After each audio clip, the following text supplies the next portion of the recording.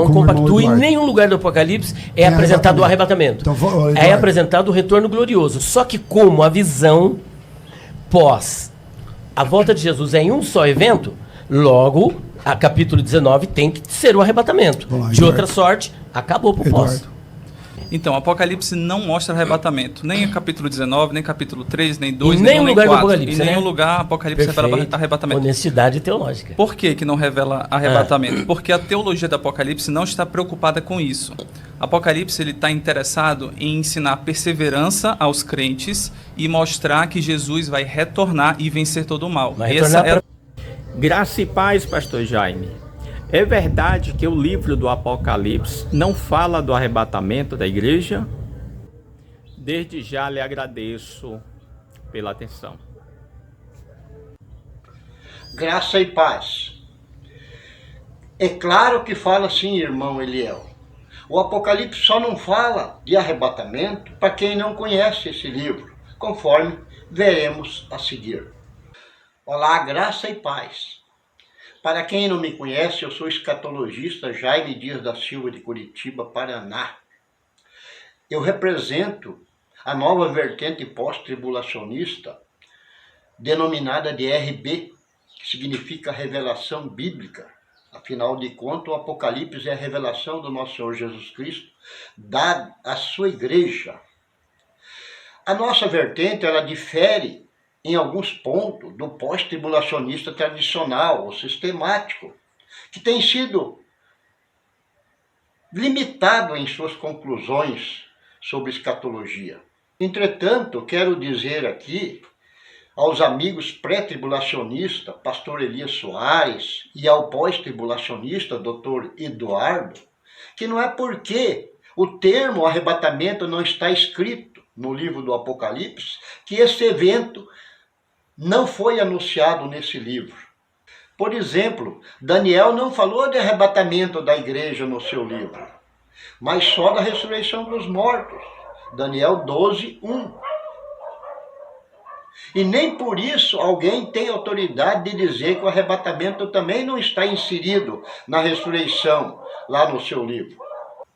De igual forma também, o Apocalipse apresenta, no mínimo, 5 passagens bíblicas relacionadas ao arrebatamento da igreja, não encontrada por esses dois teólogos, pré- e pós-tribulacionistas, os quais levantaram essa questão tão infantil. Confira comigo. A primeira passagem bíblica relacionada com o arrebatamento da igreja nós encontramos em Apocalipse 7 e 9, onde João viu uma grande multidão, a qual ninguém podia contar, de todas as nações, tribos, povos e línguas, que estava diante do trono e perante o Cordeiro, vestido de vestes brancas e com palmas nas suas mãos. Ora, se ele se encontrava diante do trono de vestes brancas, que são a justiça dos santos, é porque antes passaram pela ressurreição e o arrebatamento. Isso é uma coisa óbvia. Portanto, meus amigos pastores, esta é a primeira passagem relacionada ao arrebatamento no Apocalipse que vocês dizem que não tem.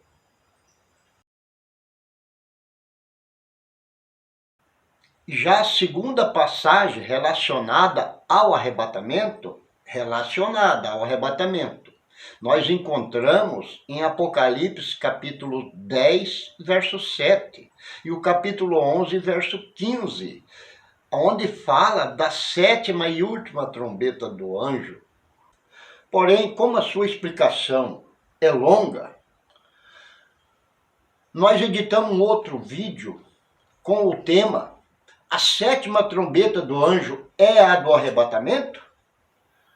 Sugerimos que assistam, clicando na sua miniatura ao final deste vídeo. A terceira passagem relacionada ao arrebatamento da igreja, nós encontramos em Apocalipse 11, verso 18. Iraram-se as nações, e veio a tua ira, o tempo dos mortos, para que sejam julgados, o tempo de dar galardão aos profetas teus servos, aos santos e aos pequenos que temem o teu nome, aos pequenos e o grande, e o tempo de destruir os que destroem a terra. Está vendo como esse tempo é o tempo dos mortos? Esse tempo do morto depende do toque da sétima e última trombeta, senão ele não vem. E mesmo tempo foi chamado por Jesus e por Marta da ressurreição do último dia. Último dia por quê, irmão Jaime? Último dia da voz do sétimo anjo. Para frente ainda temos acontecimentos ainda, não é o último dia secular, mas da voz do sétimo anjo. Leiamos: a vontade do Pai que me enviou é esta, que nenhum de todos aqueles que me deu se perca, mas que eu o ressuscite no último dia. João 6,39, 6,40, 6,44, 54 e o 11,24, dito por Marta. Eu sei, Senhor, que meu irmão, o Lázaro, há de ressuscitar na ressurreição do último dia. A quarta passagem relacionada ao arrebatamento da igreja, nós encontramos em Apocalipse 14, verso 1 em diante, que mostra os 144 mil israelitas, as primícias de Israel, sobre o monte de Sião. Para onde que os 144 mil foram levados? Para o céu, além das estrelas, como prega o pré-tribulacionismo, que a igreja vai além das estrelas? Não, mas foram levados para o monte de Sião, que fica em Jerusalém. Estes foram colhidos dias antes da ressurreição e do arrebatamento da igreja. Leiamos: e olhei, eis que estava o Cordeiro sobre o monte de Sião, e com ele 144 mil, que em suas testas tinha o nome do seu pai escrito. Esses são os que não contaminaram com mulheres, porque são virgens. Estes são os que seguem o Cordeiro para onde quer que vá. Estes são os que, dentre os homens, foram comprados como primícia, os primeiros a serem ressuscitados, para Deus e para o Cordeiro. Apocalipse 14, 1 e 4.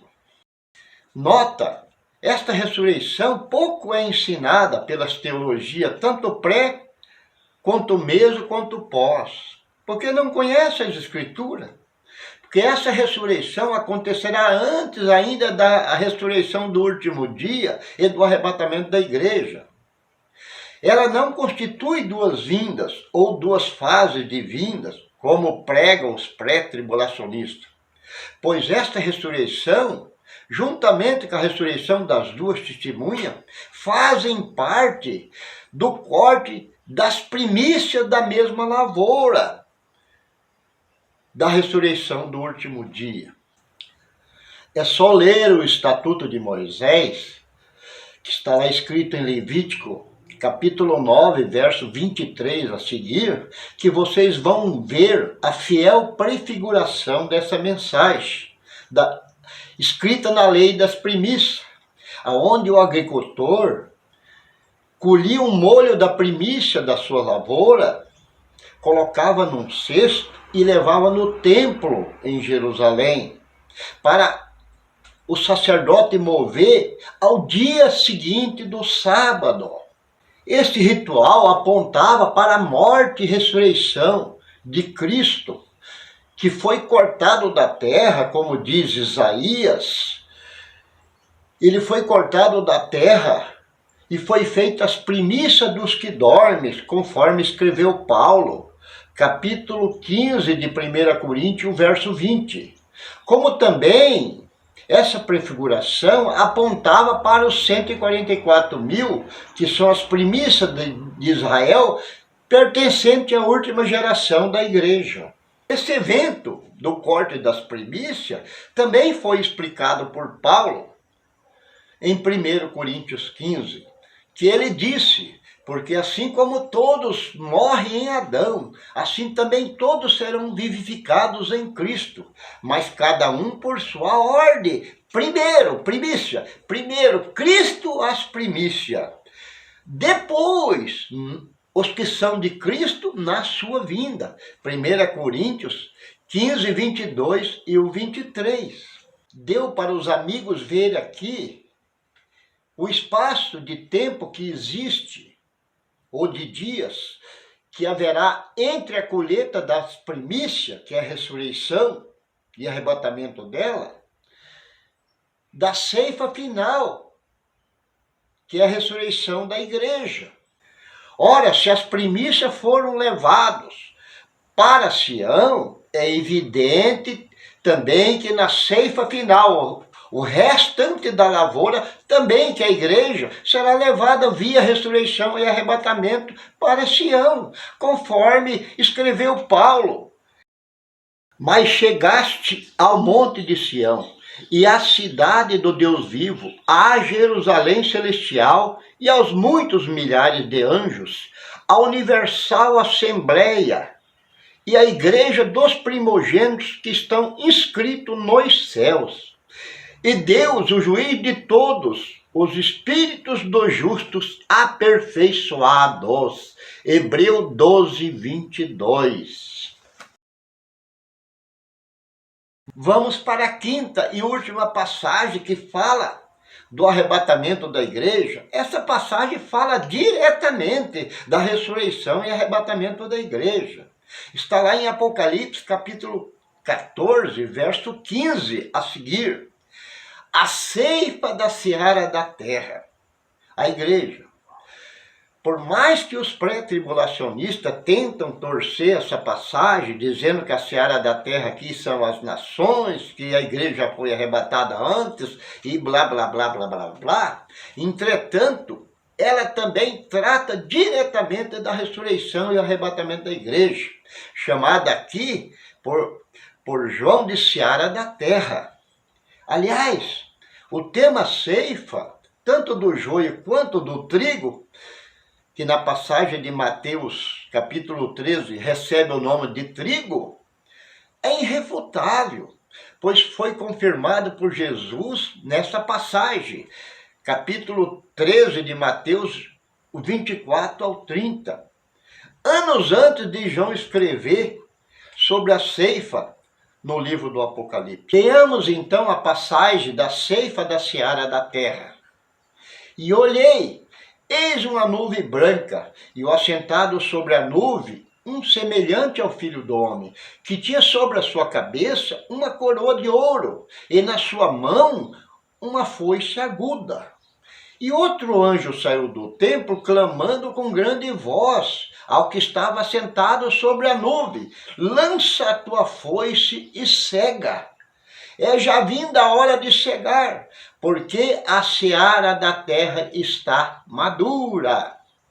Aquele que estava sentado sobre a nuvem meteu a sua foice à terra, e a terra foi cegada.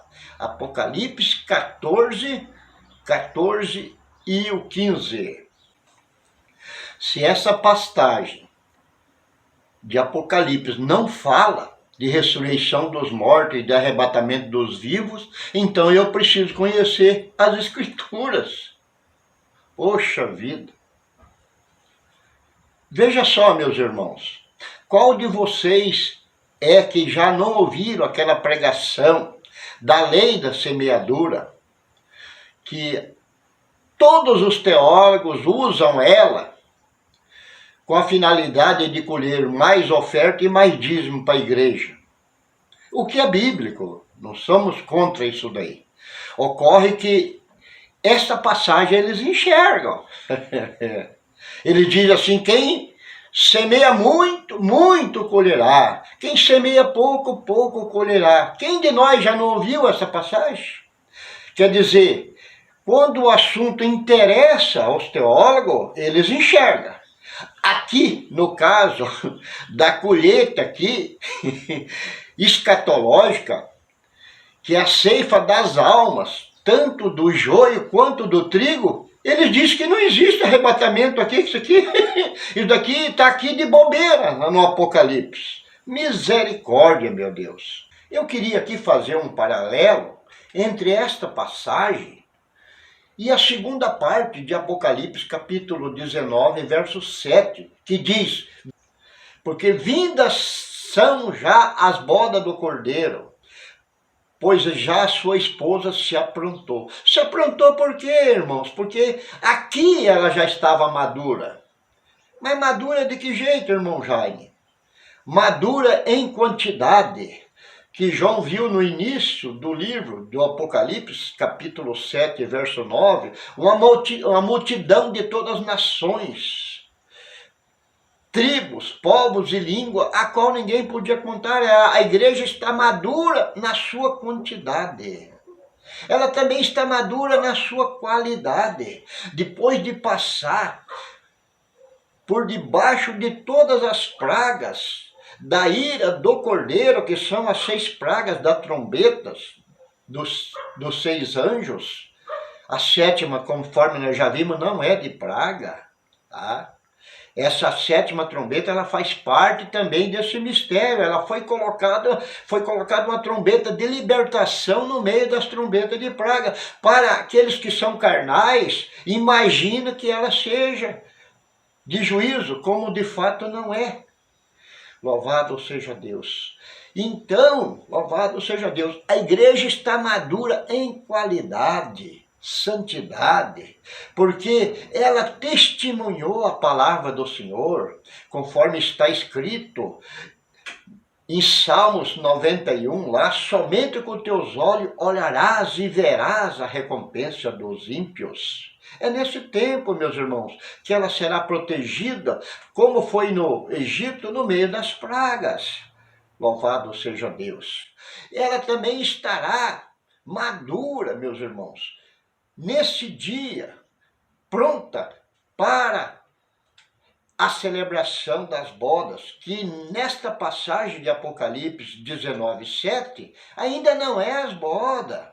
Ainda temos 2 eventos fundamentais a serem cumpridos antes das bodas. Nós temos a Batalha do Armagedon em Megido e temos também o Juízo das Nações, para depois a igreja receber o convite para entrar no reino e daí sim receber as bodas e os galardões. Tudo ao seu tempo, meus irmãos.